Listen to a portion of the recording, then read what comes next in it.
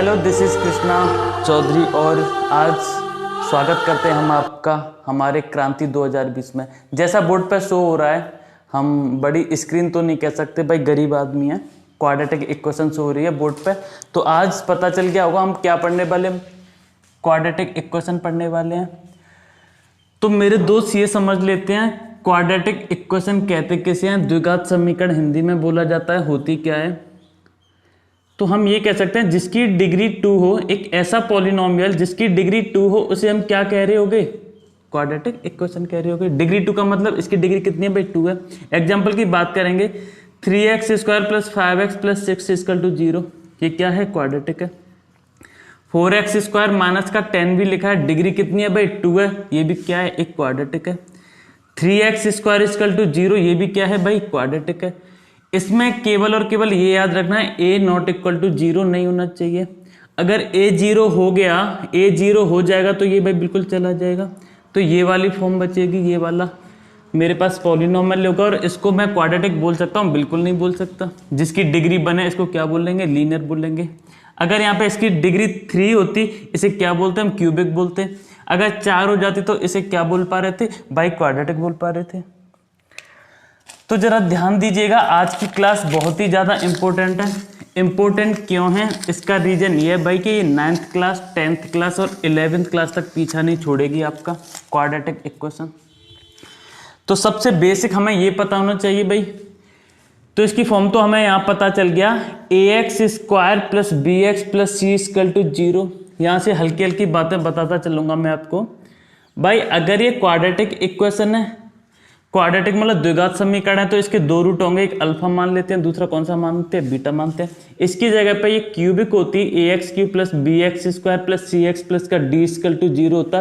तो 3 इसकी पावर है, तो इसकी मतलब 3 डिग्री होंगी। 3 डिग्री है तो मतलब इसके रूट भी कितने होंगे भाई, 3 होंगे। अगर 4 है तो कितनी वैल्यू होंगी इसकी, 4 होंगी।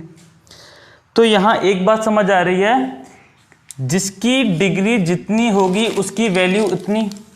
तो यहाँ मैं समझ सकता हूँ क्वाड्रेटिक इक्वेशन में वैल्यू हमेशा 2 निकालनी पड़ेंगी। वैल्यू निकलती कैसी है, आज इसी की प्रैक्टिस करने वाले हैं बहुत अच्छे से। सिंपल सा एक एग्जांपल लेता हूँ, बेसिक क्वेश्चन है, जिसको नहीं आता है समझ के चलना। 9th क्लास, 10th क्लास और 11th क्लास के लिए, तीनों के लिए इंपॉर्टेंट है। तो x² + 5x + 6 दे रखा है, इसके हमें क्या निकालना है भाई, रूट्स निकालने हैं। अगर रूट की बात की जाए तो 0 ऑफ पॉलिनोमियल भी कहा जा सकता है इसे। तो सबसे पहले कोफिशिएंट देखते हैं, इसका 1 है, तो 1 है तो कोई दिक्कत नहीं है। 1 × 6 मतलब 6 होगा। 6 के ऐसे फैक्टर कीजिए, यहाँ प्लस का साइन है तो प्लस करके 5 आ जाए। मैंने क्या बोला, यहाँ पे प्लस का साइन है तो प्लस करके कितना आ जाए, 5 आ जाए। तो 3 × 6 होगा या नहीं होगा।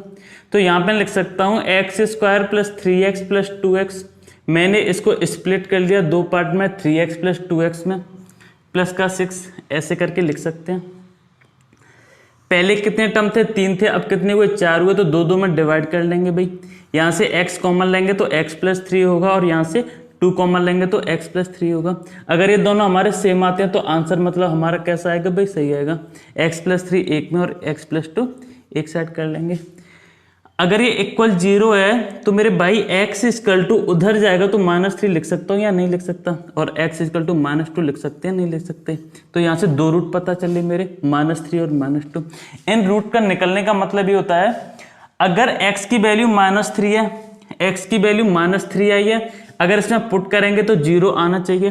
x की वैल्यू -2 आई है, ये रूट है, 0 पॉलिनोमियल है, तो -2 भी रखेंगे तो कितना आएगा, 0। चलो वेरीफाई कर लेते हैं भाई। x की वैल्यू -3 मतलब -3 का स्क्वायर करेंगे तो 9 आएगा। 3 × ये माइनस का 15 होगा, और भाई ये कितना है भाई, प्लस का 6 है, नॉर्थ से 15, 15 - 15 कितना आएगा, 0 आएगा। -2 पे चेक कर लेता हूँ मैं। -2 पे चेक करूंगा तो ये 4 होगा भाई, ये माइनस का 10 होगा और प्लस का 6 होगा, दोनों को प्लस करूंगा तो 10 - 10 कितना हो पा रहा होगा, 0 हो पा रहा होगा। इसका मतलब ये हमारा आंसर कैसा है, सही है।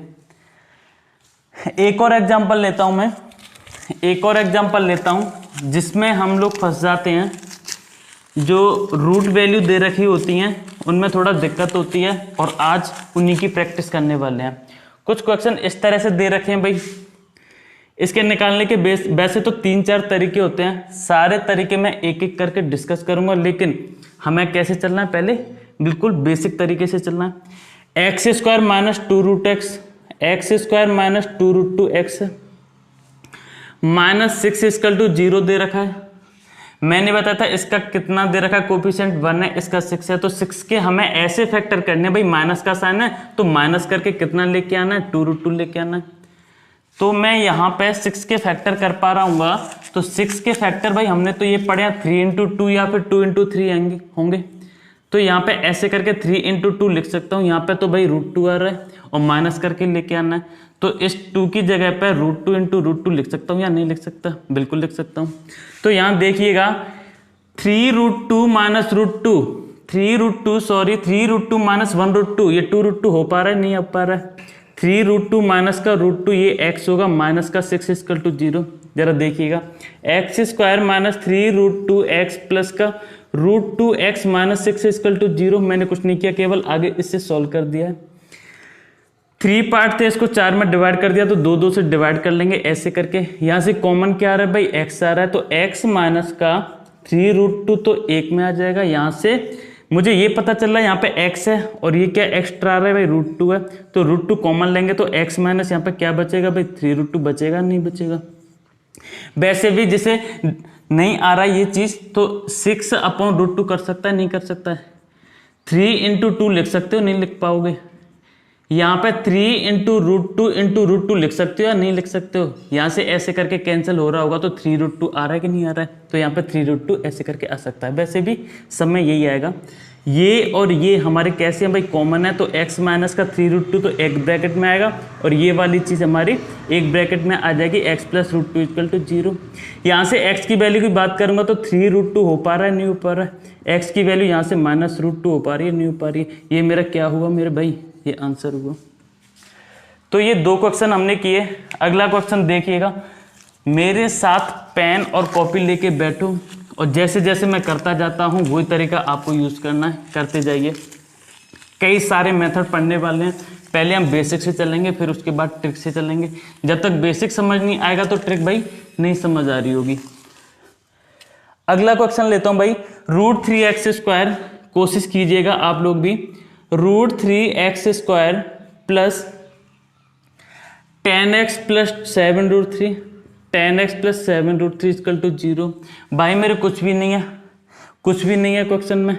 इसका मल्टीप्लाई मैं इसके साथ करूंगा, इसके साथ मल्टीप्लाई करने पे मेरे भाई 7 × √3 क्या आ पा रहा होगा, 7 या 21 आ पा रहा होगा। 21 के ऐसे फैक्टर करने का भाई 10 आ जाए तो किसको नहीं पता 7 या 21 होता है। 7 + 3 10 होगा, तो √3x² प्लस का 7x प्लस का 3x होगा। यहाँ पे 7√3 इक्वल टू 0। एक लाइन इधर से खींचनी है, एक लाइन इधर से खींचनी है। यहाँ से कॉमन क्या आ पा रहा है, जरा ध्यान दीजिएगा, 3 है, ये 3 की जगह पर √3 × √3 लिख सकता हूँ, मैं आराम से लिख सकता हूँ। जरा देखिएगा, यहाँ से मैं x कॉमन ले सकता हूँ, बिल्कुल ले सकता हूँ, तो यहाँ से √3x प्लस का 7 बचेगा।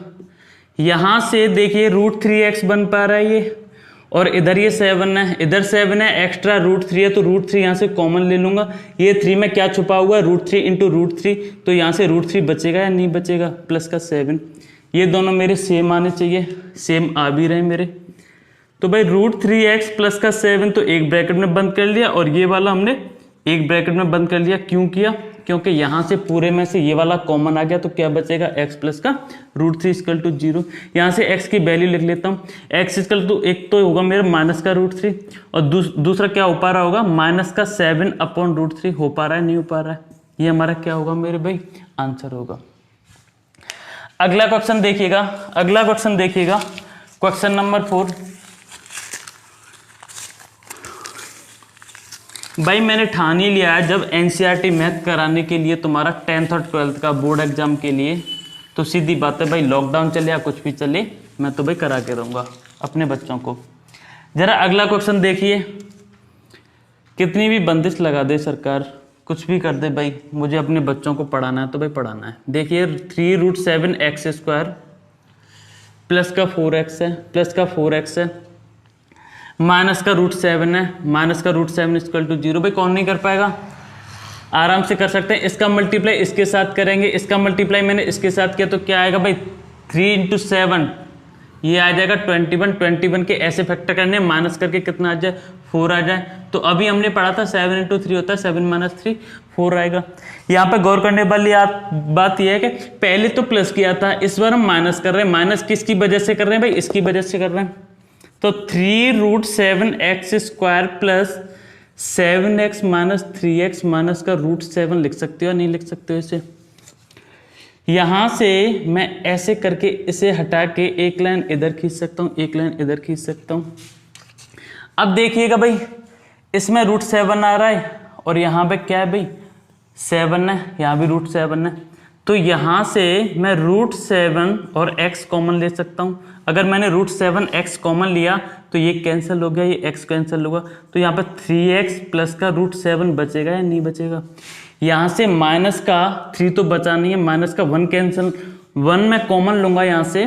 तो x ये 3x प्लस का √7 इक्वल टू 0 हो सकता है नहीं हो सकता। ये दोनों कैसे आ गई, सेम आ गई। तो ये क्या हुआ, मेरा आंसर हो जाएगा 3x प्लस √7 और ये होगा √7x - 1 इक्वल टू 0। x की वैल्यू अगर वो पूछता है तो भाई मेरे x की वैल्यू पहले इससे निकालेंगे, उधर जाएगा तो माइनस का √7/3 हो पा रहा है। इससे निकाल रहे होगे तो x इक्वल टू 1 हो जाएगा प्लस का 1/√7 होगा या नहीं होगा। ये हमारा फर्स्ट मेथड था और इसको बोला जाता है भाई स्प्लिटिंग। मतलब के फैक्टर करो और इनको स्प्लिट मतलब तोड़ लो, 2 पार्ट में ऐसे करके निकालना। इसके अलावा हम पढ़ने वाले हैं भाई श्रीधराचार्य, एक फॉर्मूला है उसके बेस पे भी हम निकाल सकते हैं। इसके अलावा एक और है, सारे एक एक करके डिस्कस करेंगे लेकिन हमें अपने तरीके से चलना है, बिल्कुल बेसिक बना के। अगली क्लास में हम पढ़ेंगे श्रीधराचार्य। धन्यवाद।